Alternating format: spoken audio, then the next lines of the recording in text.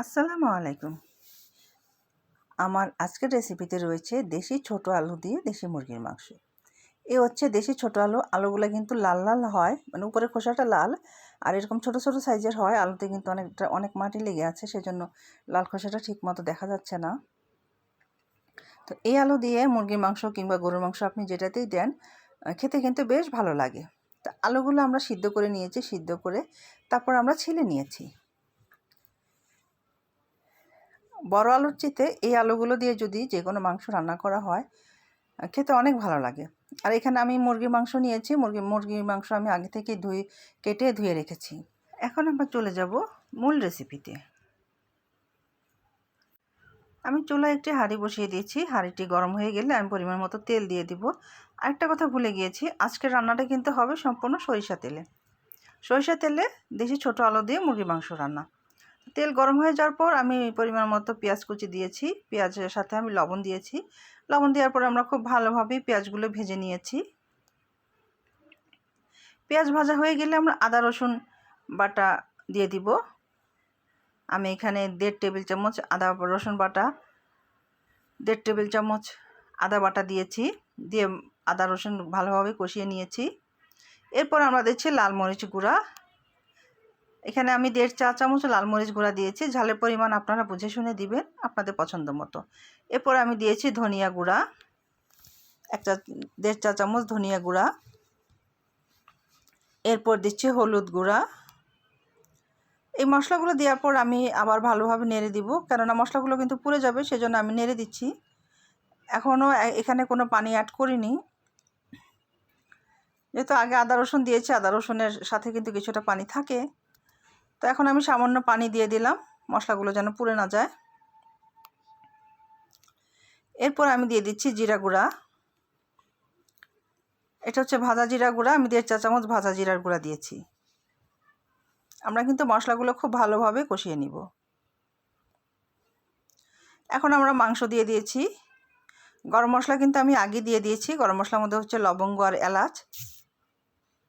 আমি একটু তেজপাতা দিয়ে দিয়েছি। তো ভালোভাবে নেড়ে চেড়ে আমরা ঢাকনা দিয়েছিলাম। কিছুটা সময় নিয়ে আমরা মাংসগুলো কষিয়ে নিব। কিছুক্ষণ পরপর ঢাকনা খুলে ভালোভাবে নেড়ে কষাবো, যতক্ষণ এই মাংসে ওঠা পানিগুলো শুকিয়ে না যায় আমরা কষিয়ে নিব। তো মাংস কষানো হয়ে গেলে আমরা দেশি ছোট আলুগুলো দিয়ে দিলাম। এখন আমরা আবারও কিছুটা সময় নিয়ে কষাবো।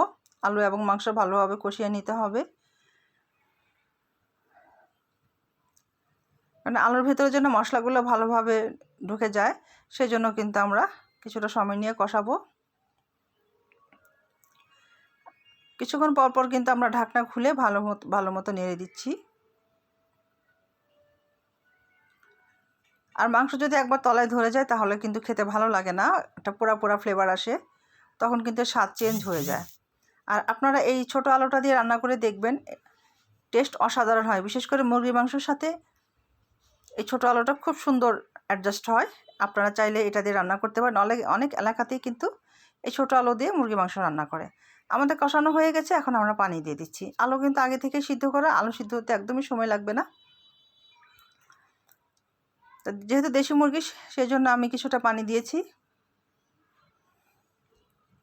এই পানিটুকু লাগবে মুরগি সিদ্ধ হওয়ার জন্য। তো পানি দেওয়ার পর ভালোভাবে নেড়ে দিলাম। নেড়ে দিয়ে আমরা এখন ঢাকনা দিয়ে দিব। কিছুক্ষণ পর আমরা ঢাকনা খুলে আবার নেড়ে দিচ্ছি। আমাদের তরকারিটা বলক উঠে আসছে। এটা কিন্তু সম্পূর্ণ সরিষার তেলে রান্না হচ্ছে। এখানে আমি কোনো রকম সয়াবিন তেল ইউজ করিনি।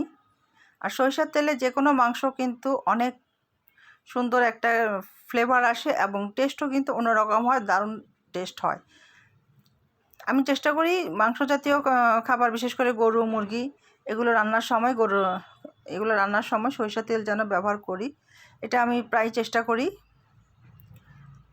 আপনারা সরিষার তেলে যে কোনো মাংস রান্না করে দেখবেন, খেতে কিন্তু অসাধারণ লাগবে।